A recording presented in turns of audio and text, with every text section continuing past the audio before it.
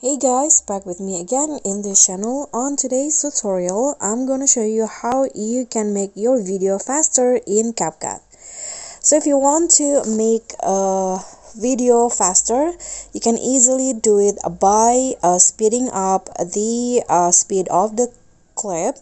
So here what you need to do is just click on a clip. So this is my clip. You can see she is dancing slowly and I want to make it faster. So after you clicking on a clip, go to speed, click on the normal.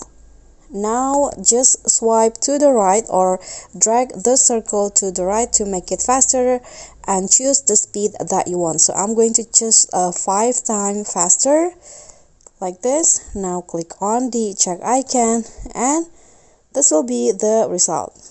So the 13-second video will become 2.7 seconds only. Okay, so that's all from me. Thank you so much for watching. Don't forget to like, comment, subscribe, and also click on the thanks. Bye.